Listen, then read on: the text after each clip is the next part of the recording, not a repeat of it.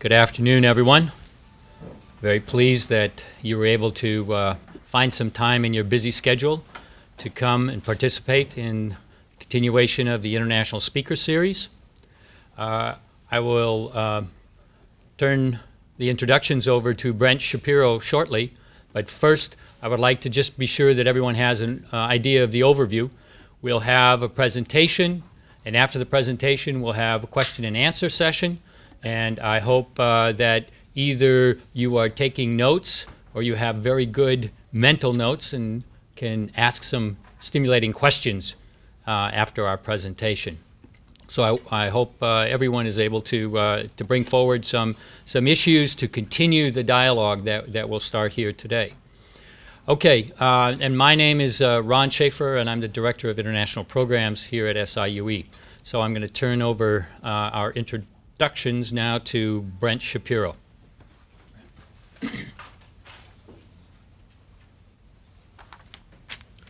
Thank you, Professor Schaefer, and thank you all, and welcome to the Spring 2013 session of the International Speakers Program presented by Southern Illinois University at Edwardsville. We are very fortunate to have this afternoon's speaker.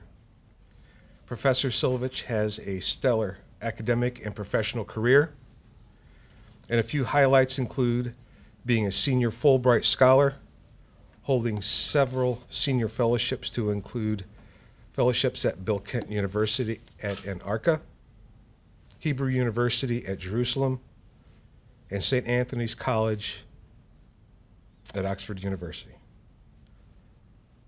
He has served as a reviewer and consultant to a number of governmental agencies, and presently, Professor Szyliowicz is the senior professor at the Korbel School of International Studies at Denver University, and is the president of the Denver Council on Foreign Relations. There are very few more qualified to discuss this afternoon's topic, which is Turkey Rising, a New Era for Eastern Mediterranean. So without further ado, I present a true gentleman and scholar in every sense of the word, a man of extensive knowledge and experience, and one of the more prominent minds regarding the Middle East. So please join me in welcoming Professor Joseph Szyliowicz.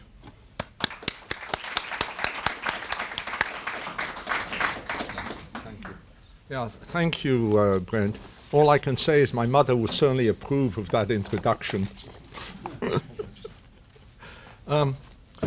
Very few people know very much about Turkey, which is a fascinating country with a rich culture, a vibrant intellectual life. It has the Ottoman Empire. It's interesting from many perspectives, from perspective of democratization, national development, and the like. And what is really significant for our purposes, though, is to consider the critical role that Turkey plays in an area of great geostrategic importance, namely the Eastern Mediterranean. And what I want to do is look at Turkey's role in the Eastern Mediterranean, because I think it is a critical role that can truly shape the future of that region. Now, the Eastern Mediterranean is unfortunately a region that is noted for its conflicts. And these conflicts are due to a very simple fact, namely that there's no relationship between the political boundaries and the cultural and ethnic groups that live within the region. And so you have very few homogeneous states, and the result is internal conflicts of all kinds. Lebanon, Cyprus, Iraq, Turkey, and of course Syria. And you have the external actors who are busily involved in the affairs of the region, Russia, the United States, the European Union. The most important one at the moment, of course, is the conflict in Syria, which has a population of roughly 23 million, and yet, according to the UN, has suffered 60,000 casualties. You have hundreds of thousands of of refugees. In Turkey alone, you have about 158,000 in 15 camps. You have 25,000 tents, 4,000 containers. You've got food packages being delivered to 30,000 people on the border every day. You've got hospitals with over 1,000 doctors. You've got 26,000 students attending schools. To give you some idea of the scope of the refugee problem, and of course it extends beyond Turkey into Lebanon as well, and to some extent some of the other countries. The major problem that we face, though, with Syria is its possession of chemical and biological weapons. And there is no doubt that Syria promises to be a major headache for the Obama administration. It already is, but it is going to get much worse during his second term. And there's no question that the US government is working hard to deal with the issue of those chemical and biological weapons, but it doesn't want to use its own troops. Perhaps special forces for limited operations, but basically it wants the neighboring states, especially Turkey, to be in a position to act should it be necessary to stabilize the weapons situation.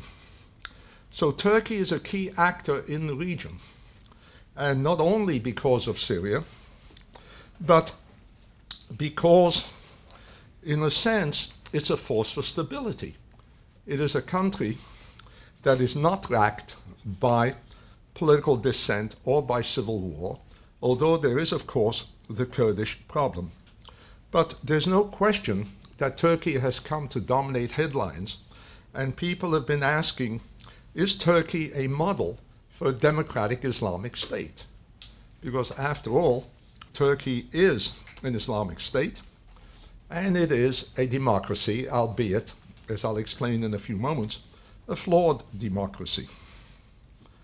Now, its strategic location makes it a country of great importance. Its border with Syria is about 1,000 kilometers. It also borders Iraq and Iran. You have the Bosphorus, the major linkage between the Black Sea and the Mediterranean. Turkey also has a surplus of water, and many experts believe that water is going to become a more precious commodity than oil in the Middle East. It is also a center for energy in terms of transmission and transit. And all those geographic factors, the fact that it has such a long border with Syria, has shaped its relations. And in fact, Turkish-Syrian relations traditionally have not been very good, because Turkey annexed Hatay, a province in southeast Turkey next to the Syrian border. There was a democratic election in the late 30s. But Syria never accepted that, and the province remains Syrian on Syrian maps to this day. There's also been conflict over water. You have the great development project called the South Anatolian Project, whereby the Turks have built a series of dams on the Tigris and Euphrates River to generate hydroelectric power and irrigation in order to develop the area, which has traditionally been underdeveloped. Doing so threatens the flow of water to Syria as well as to other countries, and in fact, some nasty words were exchanged when Turkey started building the dams.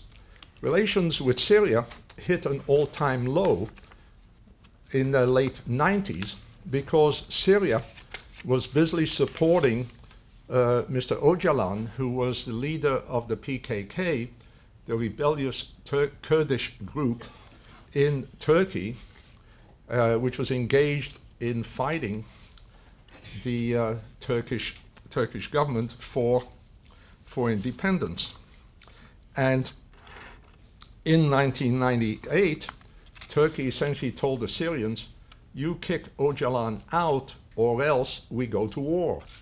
And so the Syrians, realizing they couldn't fight the Turks, did just that.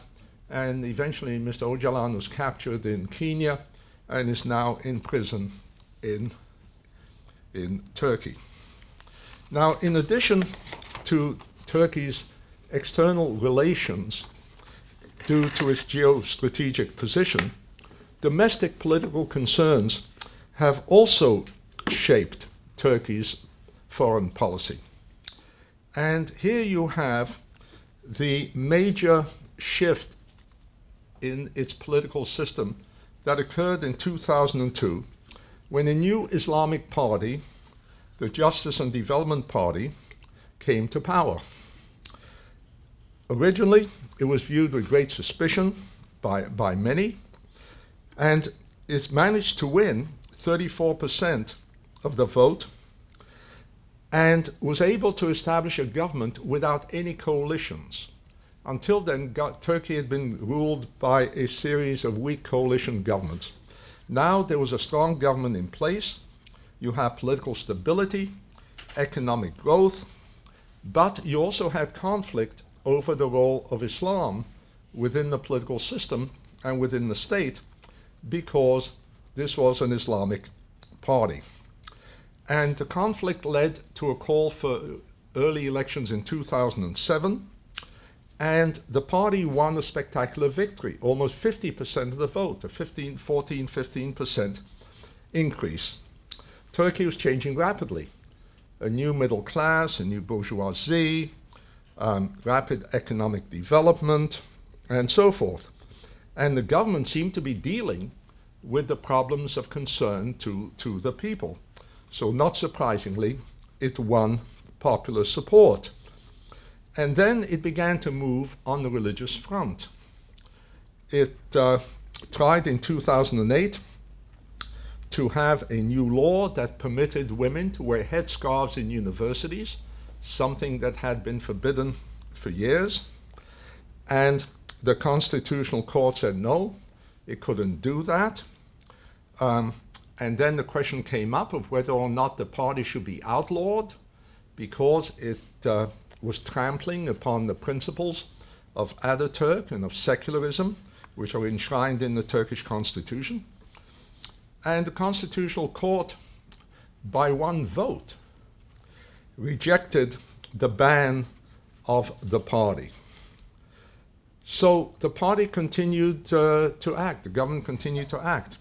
And in 2010, it changed the constitution to give itself more power over the judiciary, while at the same time enhancing the freedoms and liberties accorded to citizens, for women, for kids, for the elderly, for rights of appeal, and so on.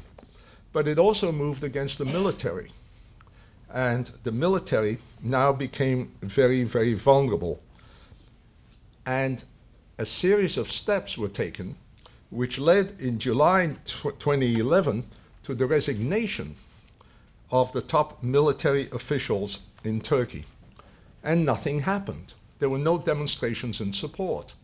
Essentially, the military, which had been a key bulwark of the state for many, many decades, and which had intervened one way or another to preserve what it considered to be the principles of the Ataturk revolution, suddenly had been eliminated from the political scene. It was now powerless. And what this meant was that there were no elements within the society that could be considered anti-Islamic. Traditionally, it had been the bureaucrats, the courts, and the military. Now all three had been Islamicized. So the question is Turkey a model for a democratic Islamic state? Well, there are two issues here. Number one is it a democratic state? And unfortunately, there are certain events that have taken place which have caused Turkey to be defined as a partially democratic state by many foreign observers. Several things. There are a lot of journalists in jail. You have a series of trials involving former high-ranking military officers that has been going on for 4 or 5 years. They've been accused of trying to overthrow the government. And you also have had some very strong measures taken against the media that oppose the government. And you have 2 points of view. The people who support the traditional secular state argue that this party, the Justice and Development Party, wants to destroy the opposition and create an Islamic state. It wants to abandon its traditional Western orientation. It's cunning, and it knows what happened before, so it's got a very careful strategy that it's pursuing. The supporters of the government say this is nonsense. We're simply putting the military in its place. After all, what is the role of the military in a democratic society? It shouldn't be the guardian of the democracy. It should be responsible to the civilians. And we're rooting out what are called the deep structures within the state. Now, there's no question that the Turkey of today is not the Turkey of Ataturk. Religion is an important place, has an important place in education, in politics, in government, and so on. But it's rather a strange situation. If you fly Turkish Airlines, for example, you will not find pork on the menu, but you can get alcoholic beverages, which of course is very un-Islamic. And ironically, the military today is in the same position as it was during the days of Ataturk, because Ataturk insisted that the military stay in the barracks, and that if a military officer wanted to be in politics, then he had to give up his uniform and become a civilian. Now, economically, the country's continued to boom. It's gone from 70 billion to about 700 billion in the last few decades. And you have international business everywhere, and there's no question that the Turkey of today is a rising power, economically as well as politically. Whether this will last is an open question. Now, and by the way, if you're interested in seeing what the Turkish economic drivers are like, the Turkish entrepreneurs, there's a video on YouTube called Anatolian Tigers that is about 30 minutes long that will give you a very good insight into that. Now, having said all of this, there's no question that Turkey is not an authoritarian state. It's a limited democracy. There is still dissent and arguments over politics in Turkey. Most Turks are not ideologues. And the big question really is, what are the goals of the Prime Minister Erdogan? In a sense, he's a new Ataturk. He's the anti-Ataturk, if you like. He's got the power to reshape Turkish society, make it more conservative, emphasize religious values, or he could make it into an Islamic police state, like so many other Islamic states. Which way he'll go, it's impossible to know. He's got an impetuous personality. He lacks vision and analytical depth. He reads little. He doesn't listen to many advisors. Well, what will happen to Turkey? No one knows. Is it unique? Can it serve as a model for at least a quasi-democratic Islamic state? Can it be replicated? I don't think so. It has a history of a strong state. Traditionally, the state has been much stronger than the society. This is not true for much of the Middle East. Very different political culture due to Ataturk, very different ethnic divisions. There are no tribes involved, for example. You have the Ataturk reforms, which have remained to this day within the Turkish culture. So I doubt that Turkey can be a model for any other country. Now, what about foreign policy? The domestic scene changed dramatically, and so did the government change its foreign policy. Since Ataturk, you had a Western orientation. Turkey joined NATO, was anti-Soviet Union, fought in Korea, and essentially paid little attention to the Middle East. It was focused on Europe and the European Union. Now the shift occurred. It's become a regional player.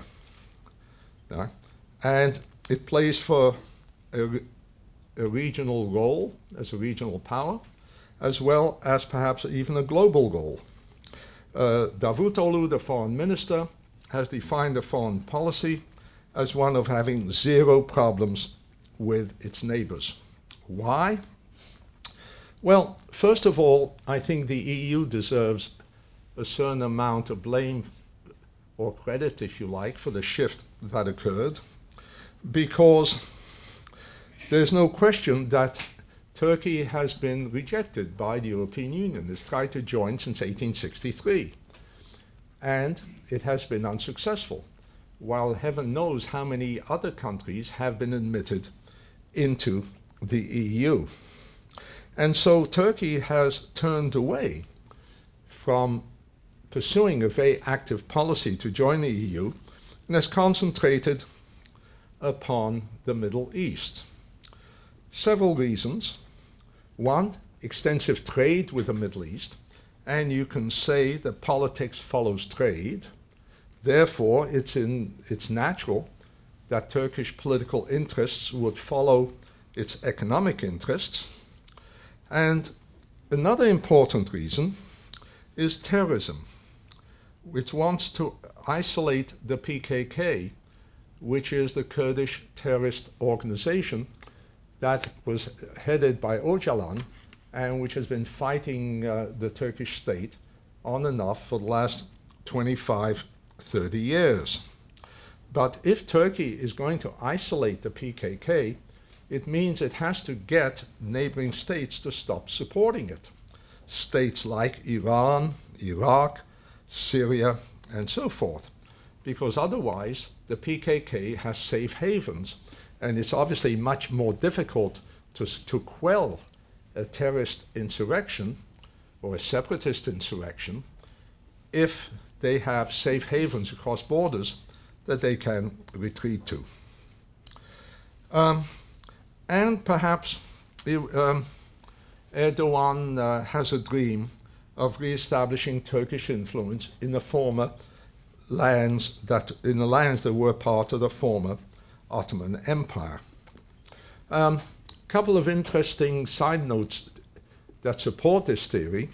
There's a new museum in Istanbul that's opened recently that celebrates the conquest of Istanbul in 1453, well, of Constantinople, in 1453 by Sultan Mehmet II, who captured it from the Byzantines, marking the end of the Byzantine Empire, and it glorifies Sultan Mehmet II. Secondly, there's a new TV series, well, it's about a year old now, called The Magnificent Century, which is about Suleiman the Magnificent, the great Ottoman ruler of the 16th century. And this gives you an interesting insight into Turkish culture generally. When you realize we call him Suleiman the Magnificent, the Turks call him Kanuni Suleiman, which means Suleiman the lawgiver. In other words, we respect Suleiman because he was such a magnificent leader with an elaborate court and so on. The Turks venerate him because he was a ruler who believed in the rule of law. Now, there's been a big storm over this TV series because Suleiman is portrayed not as a lawgiver, not as magnificent, but as being very, very sexy. There are lots and lots of sexually charged scenes in this TV series, which has become, you know, one of the most popular TV series in Turkey and in the rest of the Middle East. And the Prime Minister Erdogan is very, very unhappy about this. He doesn't like the way that Suleiman has been portrayed, and has said so publicly, has rebuked the producers, has said that should not be shown, and so forth. But whatever the orientation, whether it's global, whether it's regional, whether it's restoration of the Ottoman Empire, one way or another, what does this mean? Well, one of the things that it's meant is good relations with Iran, lots of trade.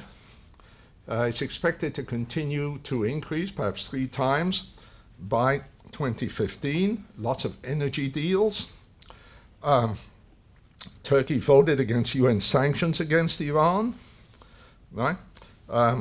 With Syria, it tried to develop good relationships, held military exercises with them, had a policy of no visas. You could go from one country to another easily, and so on. A couple of reasons for wanting warm relations. Aleppo's a major gateway for Turkish exports, and of course you have the Kurdish problem.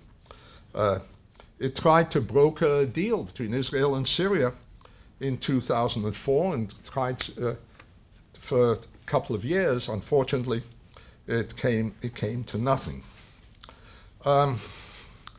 It tried to diffuse tensions in Gaza and in Lebanon by trying to reach an agreement with Brazil for a proposal that could be put forward. It had good relations with Libya, did lots of business there. Greece and Cyprus, however, remained problematic. Strains continued as before. The big change really occurred with Israel, where you had very good relations because they had common enemies. Syria, Iraq, Iran. So you had a strategic relationship that was established. And you had, lots of trade, military cooperation, shared intelligence, drone activity, or so on. But differences emerged, and when Erdogan walked out of the Davos meeting a few years ago, he argued that the tragedy in Gaza should stop, Islamic State in Jerusalem should be respected. The foreign minister met with Hamas leaders and so on. All kinds of activities that annoyed the Israelis no end. And then came the Mavi Marmara incident, when a number of Turkish citizens were killed. The Mavi Marmara was one of the ships in the convoy that tried to run the blockade that the Israelis have imposed on Gaza. The UN did a report, said the blockade was justified. The deaths, of course, were condemned, but Erdogan was furious. And military cooperation came to a halt, and the pro-Palestinian rhetoric increased. And then came the Arab Spring. And Erdogan tried to be the regional leader to be trusted by all sides, responsible actor. However, he doesn't have the resources to achieve his capabilities. He can't shape events. In fact, if you look at the present situation, you find that rather than shaping events by successfully implementing a zero problems policy with its neighbors, Turkey has managed to alienate and have lousy relations with practically every one of its neighbors. You look, for example, at Iran.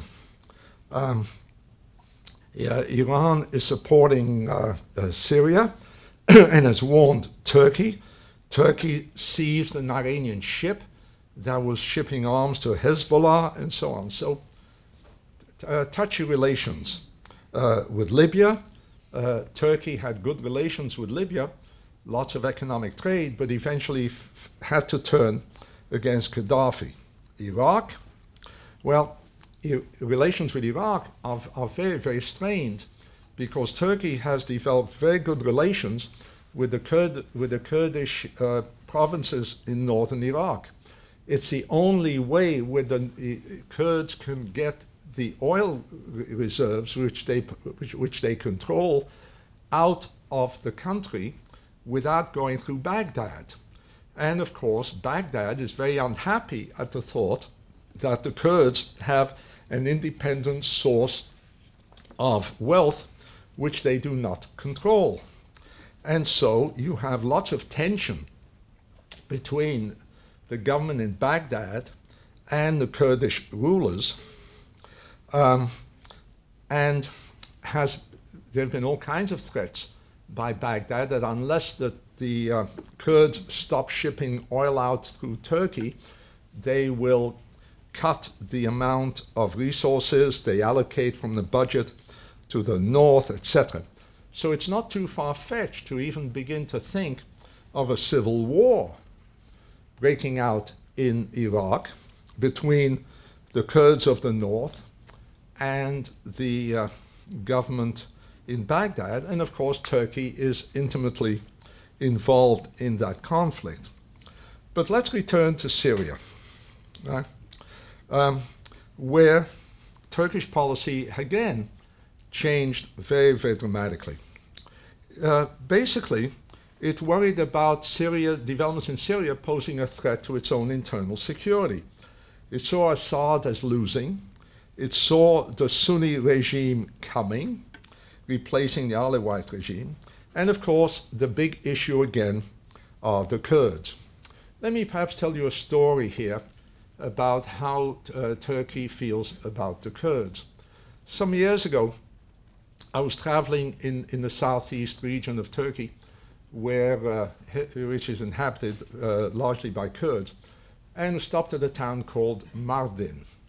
Mardin is an old historic town, and it's one of these towns that has a huge mountain near it, and you always had a castle on top of the mountain, and it was an impregnable fortress for centuries and so forth.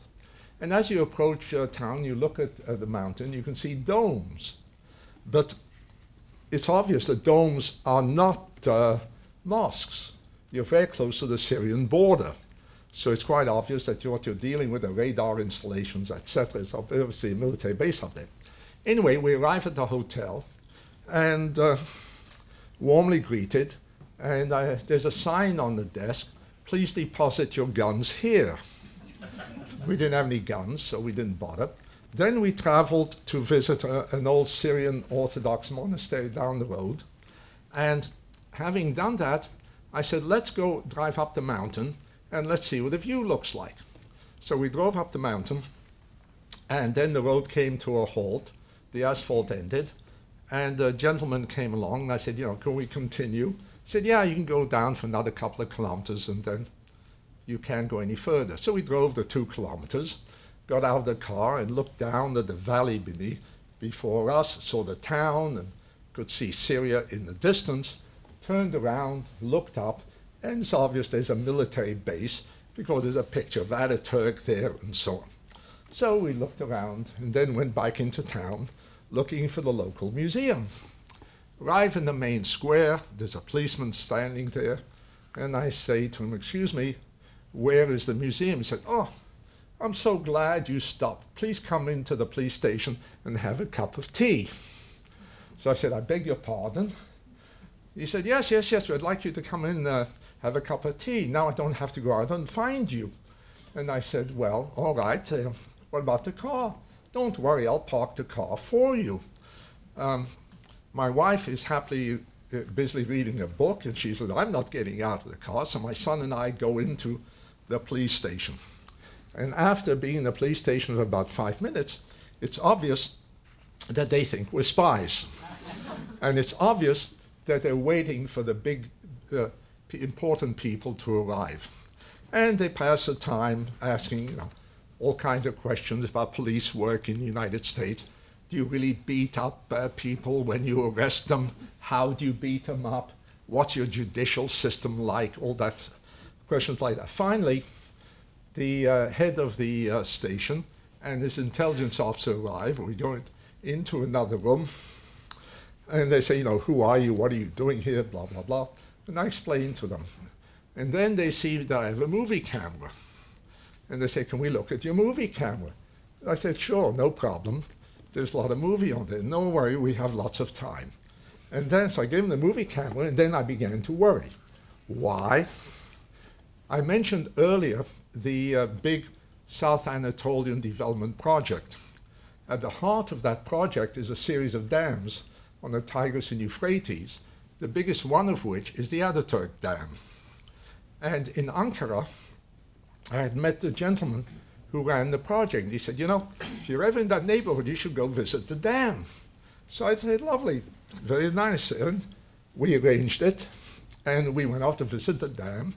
And, we had a car in front of us with some soldiers, and a car behind us with some soldiers, and we drove around.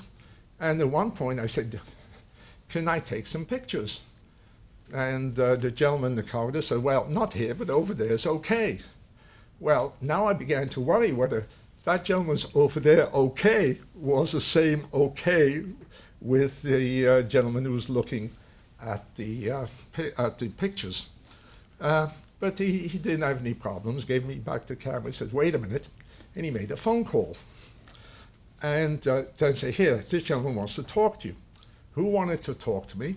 The guy in charge of security for all the eastern provinces. And he said, don't worry, he said, I've lifted the order, and you can drive around anywhere. You won't be stopped anymore. You can drive around. And he said, I hope you don't take this too badly. You have to realize that we live in a dangerous neighborhood, etc. And I said, of course I do, blah, blah. And then I hung up, and the two gentlemen were again very nice. And it occurred to me, I said, it's probably too late to go to the museum. And they said, well, yes, it is, unfortunately. So I said, you guys owe me. They said, what do you want? I said, well, I've always liked the caps that you wear. And Turkish police have these baseball hats with a big sign in front, a little plastic blue. I said, I'd really like to get one of those hats. And my son chimes in and said, yeah, I'd like one too. They say, sure, no problem. Here. They write something down, and they say, take this to our canteen. It's around the corner, and give them this. They'll give you a couple of hats. I said, well, that's kind of you. We really appreciate it. They said, but there's one thing. I say, what's that? They say, well, don't wear them around here. I say, why not? They say, the Kurds like to shoot at them. So, anyway. So, the Kurdish problem in Turkey has always been paramount in terms of security. And the Syrians, Assad, their Kurds in Syria as well, has given the Kurds, the Kurdish party, control of Kurdish villages. And it's not at all clear whether this PYD party is part of the PKK, whether it's loyal to Assad, whether it represents all of the Kurds or only some of the Kurds. But the point is, Turks wanted to marginalize this party. And what it wants to avoid is a possibility of Kurdish alliance, i.e. the Kurds in Syria with the Kurds in Iraq and the Kurds in Turkey. And so it adopted a policy of supporting the opponents to the Assad regime and arguing for a buffer zone.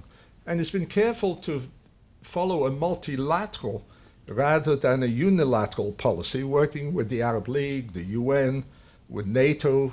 It asked NATO for Patriot missiles, for example, working with the Friends of Syria, etc. But there's a problem that they have and that we have. Namely, Assad is still in power. Why is he still in power, even though the revolution is gaining? Because of support not only from Iran, but from Russia. And I think it's important to recognize the critical role that Russia plays in this issue. There are several reasons why Russia is intransigent and I believe unlikely to change policy. Number one, it lost several $billions when Khomeini was overthrown. Gaddafi was overthrown, and it stands to lose many more billions of dollars, which it has invested in Syria, if Assad loses power. Moreover, Syria, from a Russian perspective, is a critical strategic asset and has been for many, many years because of the countries that it borders on. It's geographically very, very significant. Militarily, Russia has been able to sell it billions of dollars of weapons. It's a tool against the United States. It can use Syria as a base for trying to expand its influence in the Middle East. And finally, from a domestic perspective, Putin certainly is no friend of the Arab Spring. After all, many of the characteristics of the Putin regime are similar to the Mubarak regime that existed, or the Ben Ali regime that existed in Tunisia. And so, since Putin is no friend of the Arab Spring, he wants as much as possible to support regimes that are in place, because he doesn't want the people of Russia to get ideas about bringing an end to the practices of his government in the same way that people try to bring an end to the governments of Tunisia and Egypt.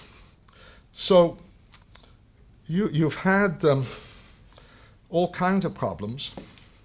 You've had some artillery duels on the border between between Syria and Turkey. You've had the downing of a Turkish fighter jet, and so on.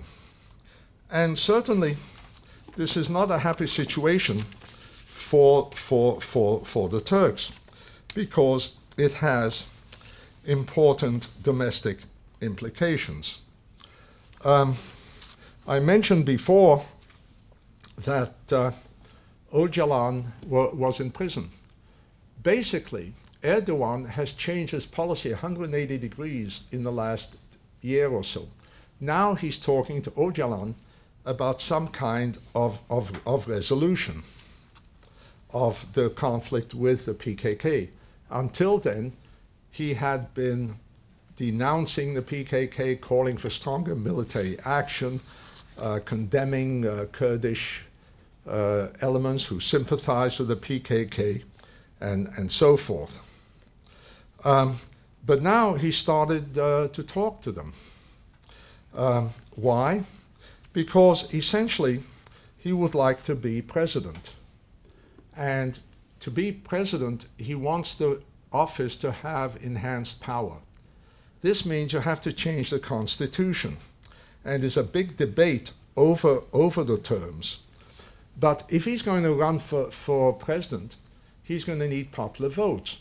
And the reality is that many, many Turks dislike the Syrian policy because of the implicit fear that it could lead to war. Moreover, there is great discontent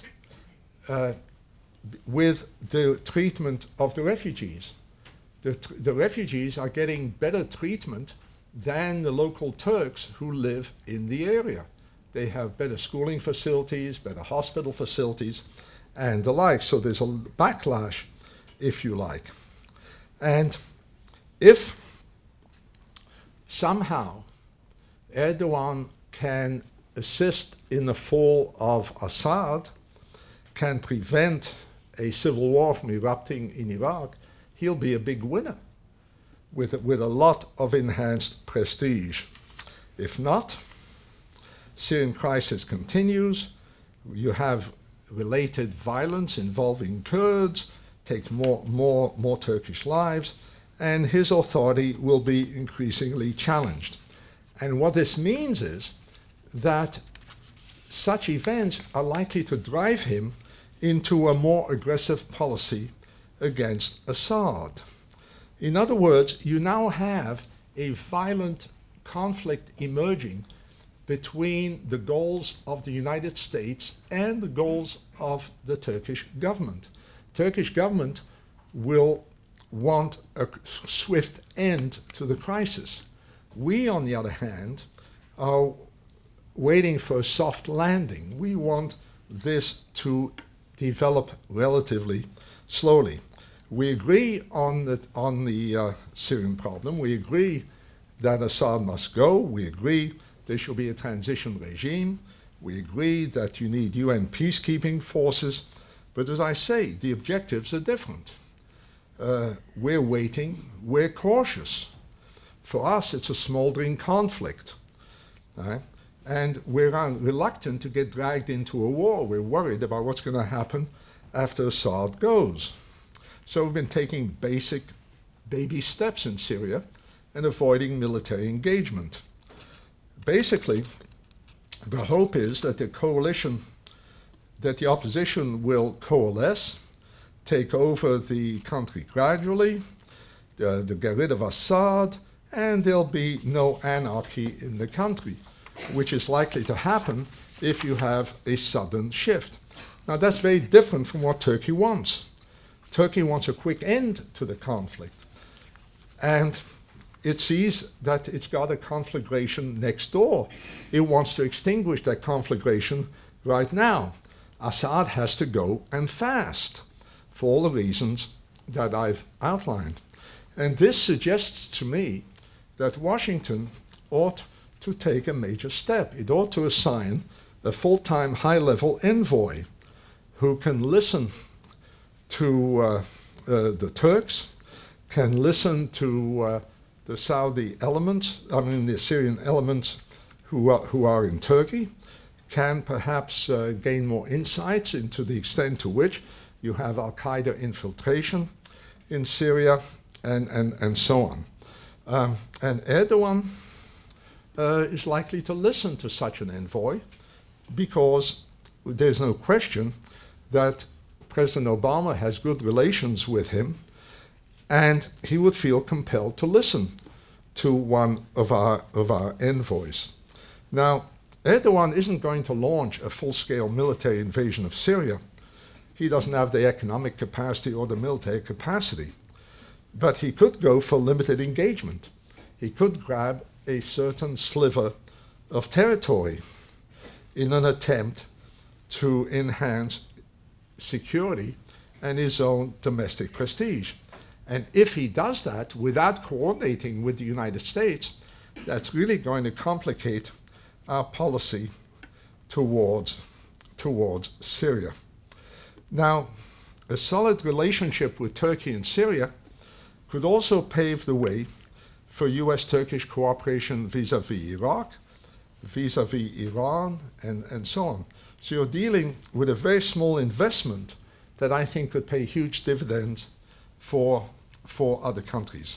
Finally, let me note very quickly that while the Syrian crisis has brought the Eastern Mediterranean to a very dangerous situation, it's possible to envisage a positive outcome for the region because the region has a tremendous amount of natural gas. And if you can develop that gas in a way that benefits all the countries involved, then you have a totally new environment. And at the core of that new relationship, that new environment, is a Turkish-Israeli alliance once again. I think that's possible, and if you got a Turkish-Israeli agreement, you could then begin to reach out and bring in the Greeks and begin to talk to them about traditional Greek-Turkish problems, Turkish Cypriot problems. You could also bring in Lebanon and talk about Israeli-Lebanese problems and so on. Now, I don't have time to go into this, but let me add that it's not something that's going to happen overnight. I'm not unrealistic. And let me close by telling you a story about the famous Turkish folk hero, Nasreddin Hoxha. You probably know that in order to make yogurt, you need to start with all the yogurt. And you use the yogurt culture to produce more culture. And anyway, Nasreddin Hoxha is sitting by a lake one day with a pot of yogurt, and he's sitting there spooning yogurt into the lake. And someone comes by and says to him, "Hoxha, what are you doing?" And the Hoxha says, "Well, can't you see what you're doing? I'm trying to make yogurt."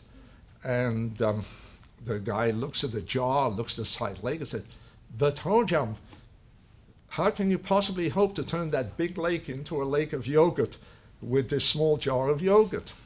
And the Hoxha looks at him and says, I know. Wouldn't it be nice if I could? Well, wouldn't it be nice if we could have a nice new environment in the Eastern Mediterranean? I hope so. Thank you.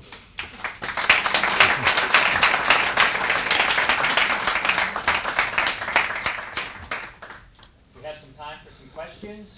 So, anyone like to start it off? Anyone have a question to start with? Yes, in the back. You say that the effort to reach or get into the European Union or any form of cooperation with Europe is politically dead. How about economically? That doesn't help the picture, but is there any... Yeah, look, one of the official concerns of the Europeans about Turkish admission is exactly that, the economic one. If Turkey becomes a member of the European Union, it will be the largest state in the Union. Right? Its population is already 75 million, will be 80, 85 million in a few years. So you've got that. Moreover, when countries come into the European Union, they're usually given certain economic benefits. And the size of those benefits would be quite large in comparison to what the European Union has given to the other states. So there is an economic argument that has been made that may underlie much of the political debate. However, I would argue that what is really involved is a fundamental issue of who is a European. What does it mean to be a European? Where does Europe begin and where does it end? Does it end at the Bosphorus? Does it mean that you should only let in that part of Turkey, which is known as European Turkey, and forget about the rest of Turkey? Now, it's a strange situation because the Europeans recognize that Turkey is part of Europe since it did not deny its application in 1963. It could have said, as it said to Morocco, "Hey, Moroccans, we like you, you're a great people, but you're not Europeans, you're part of North Africa." They never said to the Turks, "Hey, you're wonderful people, but you're really part of the Middle East." They never said that. They accepted the fact that Turkey was part of Europe. So they have a problem. And you've had negotiations on and off for the last 50 years or so. And at the moment, it doesn't look as though Turkey will be able to join the Union for at least another decade. But I think the road remains open, and there have been signs by the Europeans that they would like to re-establish negotiations with Turkey to see about some kind of future scenario. Yeah. If I may, one other point, is their relationship still strong with NATO? Oh, very much so. I mean, NATO just provided Turkey with Patriot missiles, and in fact, Turkey agreed to accept a radar base from the United States, which again annoyed the Iranians no end, because the Iranians feel that purpose of that radar base is to help detect possible Iranian missile strikes in the future. Yes? What do you think that the Turkish government want from Syria? Because they had with Assad the best relations. I remember, because I live in Lebanon, Yeah. neighboring country. And the whole government, Turkish government, was in Syria. They signed about more than 20 agreements in Yeah. all fields. Yeah, lovely. Yeah, lovely So relationship. what do they expect from unknown regime who will come after Assad? They don't know, but they hope that they'll be able to influence that regime in a positive way. The one thing that they're convinced of is that Assad must go, and must go quickly. Why? Why? Because they've come to view him as a threat, because of the way in which he began to use the Kurds in Syria. I think basically it all comes back down to the Kurdish issue. For But- Turkey, this is a reason. Yes. But what about the Western countries? Why Assad must go? He is leading a secular regime. And now the people who are opposing him with these long barbs, fanatic Yeah. Islamic. So do you want to replace this secular regime by another one led by part of the Al-Qaeda? Yeah. Well, We wonder in our Yeah. area, wonder what are, Well, what you are we can- doing there? look, you can strengthen that argument by saying, look, that's what happened with Gaddafi. We overthrew Gaddafi, right? Gaddafi was overthrown, and before he was overthrown, Gaddafi made several very interesting remarks, saying basically, if I go, Al-Qaeda will take over, right? If I go, terrorists will attack you not only on land, but from the sea. Piracy will become a terrorist tactic against you, right? And you can say, as many in the West have said, that getting rid of Gaddafi was really a very, very dumb move for the reasons that you suggested. However, just as in the case of Libya, it came to a situation where intervention was inevitable. Now you've got a civil war raging in Syria, right? There's no question Assad will go. The only question is when and how. And you have a basic disagreement between the Russians and everybody else. The Russians are saying Assad must stay, and then we can talk about ending the civil war and so forth. And everybody else is saying no, Assad must go. Now you can also come up with various scenarios for the future of Syria, right? One of which is that Assad retreats to the Alawite stronghold, right, and digs in there. Another one is that he flees the country, right, and so forth. I think it's difficult for him to flee the country because of his strong ties to the Alawite community and the ways in which he and his family would then be regarded as having betrayed his clan. Right? So I think he will go down fighting or retreat into the heartland. But given the way things have emerged, I think there's actually no difference in policy between Turkey and the United States, as I said, vis-a-vis Syria, or between the EU. And don't forget that in some ways this is seen as part of the Sunni-Shiite conflict. And the fact that the Sunnis from Saudi Arabia and Qatar and Turkey are busily supporting the opponents is really an anti-Shiite move, or the fact that Iran is supporting Assad. So this is played out within this larger context of a Sunni-Shiite conflict within the region, which of course has tragically devastated Lebanon for many, many years. This is what we fear in Lebanon. Yes, of course. That to replace a secular regime, no matter if Assad is a dictator or not, but he leads a secular regime. We are going to see another people with long barbs and fanatic and killing people, throwing them in the rivers. This is what we saw from neighboring country, Lebanon. So you want to replace this regime by another worse.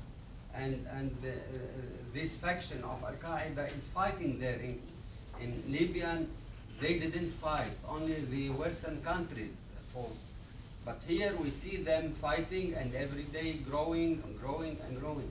They are very big threat for us in Lebanon to have these people empowered in Syria. Yeah. Well, look, there is no question that is a danger. Washington is fully aware of it.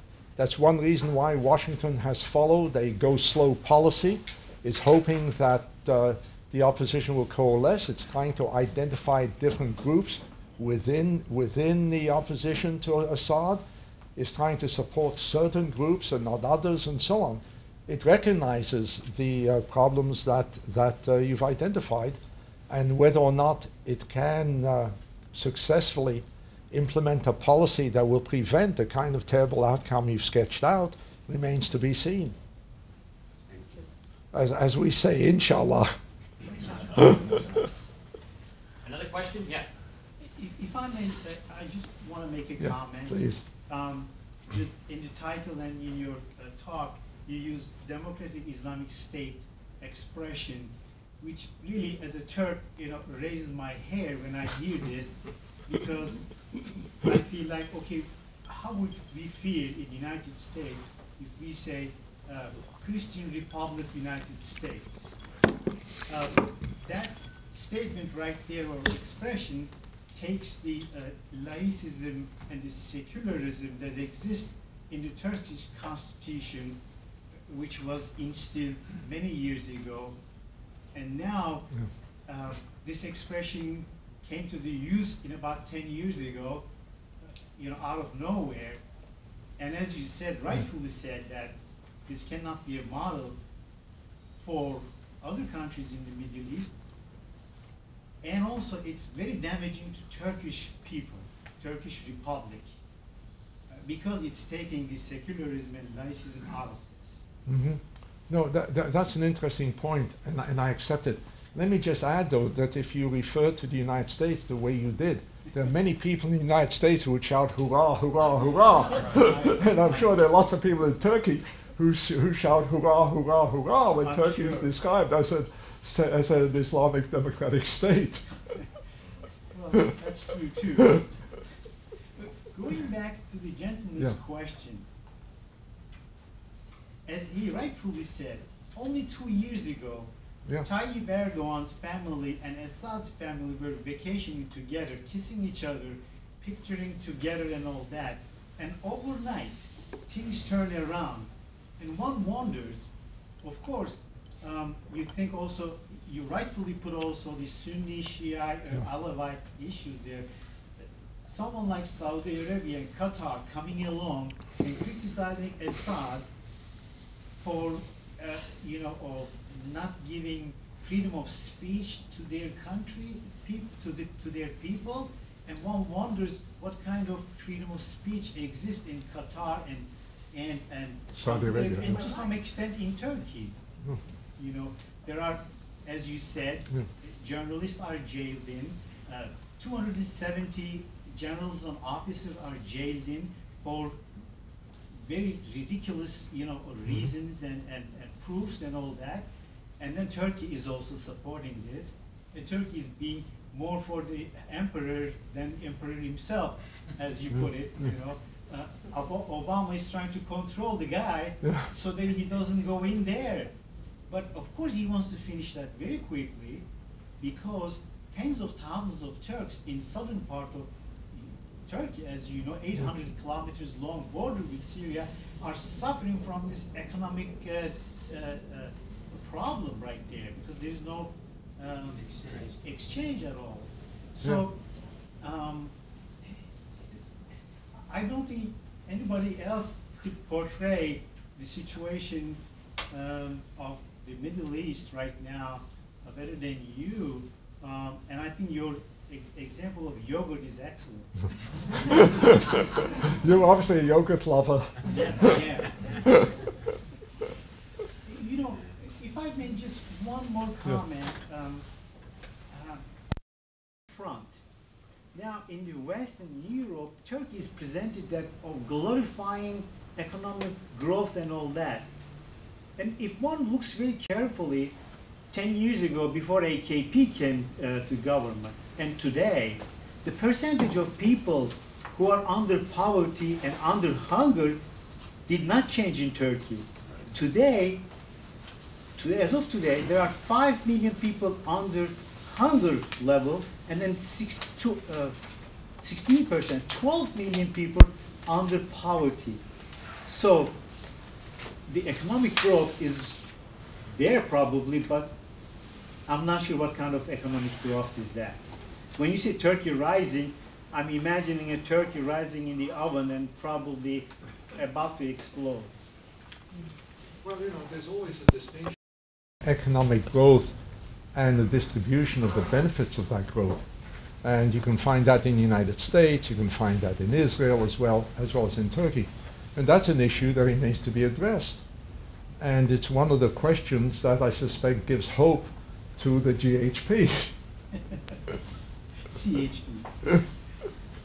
Yes, well. The major opposition party, which many people wish were stronger and more forward and progressive looking.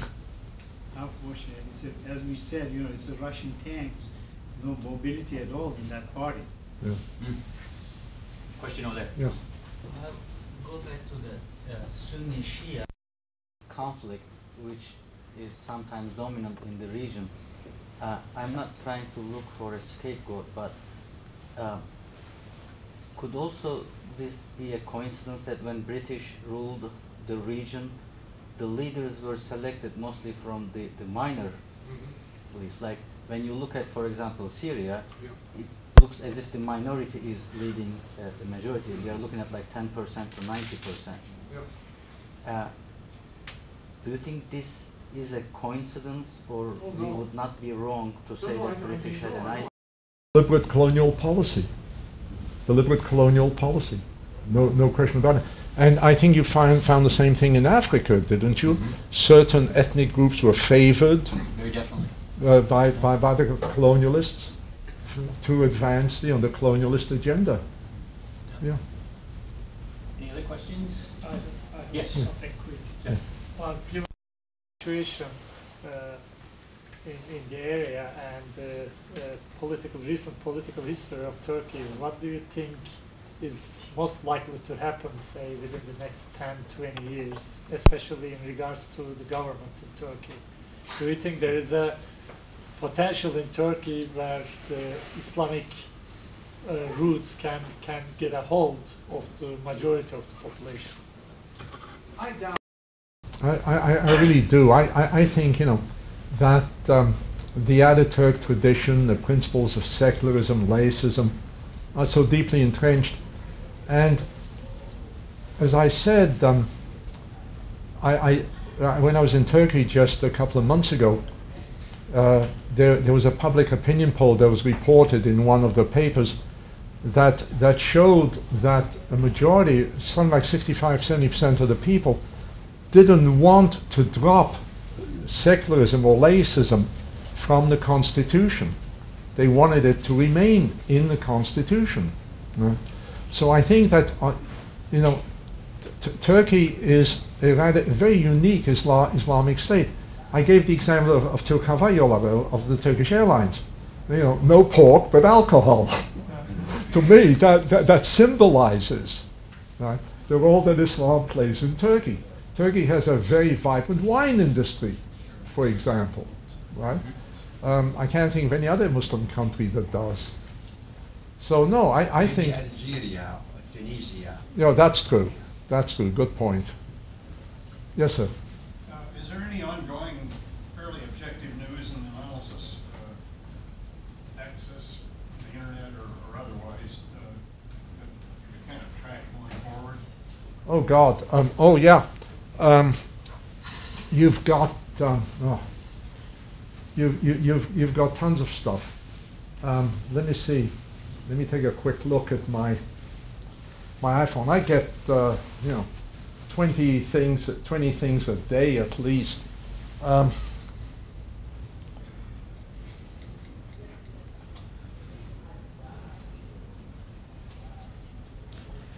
Let's see.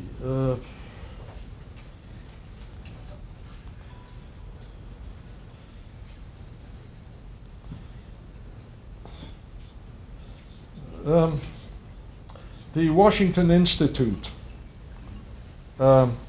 analyzes Near East policy, for example.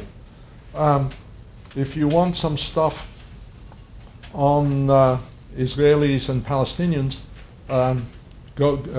Peace Now has a very good commentator who's a former Israeli intelligence officer who answers questions about once a week.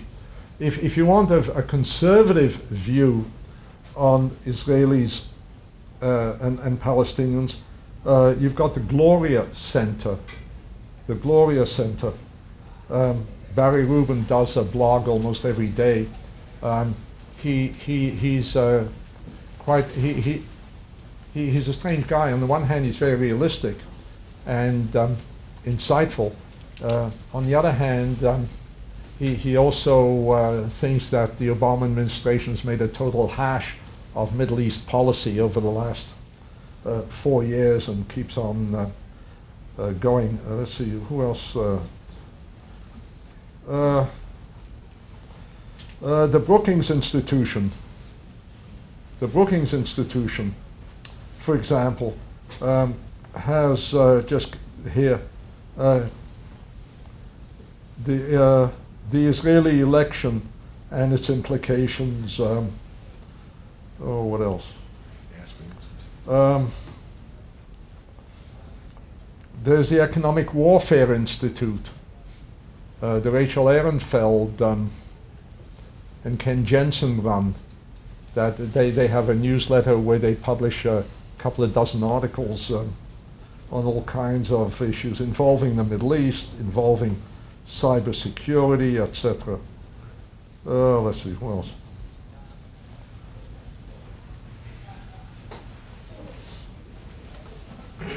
Well, I guess that's about. Does that help? Yeah. Good. Yeah. All right, let's try one last question. One last question, anybody? No? Oh. And nobody asked me about my glorious plan for the future of the region. So let me just spell that out for a minute. Please. Okay. Basically, you've got all this natural gas in the region. Right? It's off the coast of Lebanon, it's off the coast of Greece, off the coast of Cyprus, off the coast of Israel. The only way that the advantages of that natural gas can be exploited is if you have cooperation among the states, right? For a number of reasons that would take too long to go into now. But to get such cooperation, which would be a win-win for everybody, you have to start with the cornerstone of Turkey-Israel developing improved relations. And I think that's certainly possible because there have been signals from both sides that they realize that, particularly given the Syrian conflict, that better relations would be helpful. Among other things, if you had Turkish-Israeli alliance vis-a-vis the Syrians, that would be a step forward, I think, in many ways. But if you have a Turkish-Israeli alliance, then you can begin to talk to the Greeks, to the Lebanese, and to the Cypriots about common problems, common developments. And it's conceivable that you can get a demarcation between the Lebanese and the Israelis over exactly where the maritime boundary should be. You could get the Greeks to agree that they should drop any claims to a 200-mile economic zone, etc. And you could begin to perhaps move to ameliorate the Turkish Cypriot problem. The problem is that the Turks will not permit the exploitation of those natural gas reserves without their participation, one way or another, as transit zones, or because northern Cyprus has to have its own share, and so on. So you have the conflicts now. If you have Turkish-Israeli relationship put on a better mode, you can then, I think, move. Anyway, I made the argument with a co-author, and Farid Zakaria picked it up, and they've published it on his blog on CNN. So if you want to read all the details, go to Farid Zakaria on CNN, and you can see. But I think genuinely that is a ray of hope, a small ray of hope, and maybe we need a much bigger jar of yogurt to start with, but still, we can start throwing some yogurt into that lake.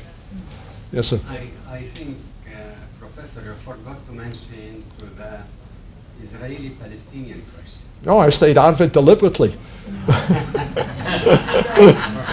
want to say, just, I can conclude after all this, that what's going in Syria has a lot to do with the gas in the area. This is, I had like a conclusion. In what way? How do you see that? That you said that, Syria maybe can be an obstacle between the, the relation, making a coalition between Israel and Turkey to lead manage the question of gas in the area. So Syria was maybe an obstacle. This is what, I conclude after all what you interesting, yeah. Yes, an interesting hypothesis. That's why, Assad became now suddenly a dictator. He was very good and was seen like a very good man for a long time. Well, I think he was badly misread by by people in the West. I don't think he's changed very much. He changed since he was in power. What happened now? In Lebanon, what we admire in Assad is that he is leading a secular regime. Yeah. Because in Lebanon we have not only two religions, we have 18 sects. Yeah. So can you imagine the influence of the Syrian and having this conflict between Sunnite and Shiite and Alawite? This will complicate our life in Lebanon. Yeah. By the way, you mentioned the Israeli-Palestinian conflict. Let me just mention one aspect, and that is the Palestinian refugees from Syria. And in Lebanon, and we have where about 500,000 refugees in Lebanon. This small country is hosting more than 500,000 refugees. And the question is, where should they go? And there was an attempt to persuade the Palestinian Authority to let them come to the West Bank, and perhaps even Gaza. It's too crowded, probably.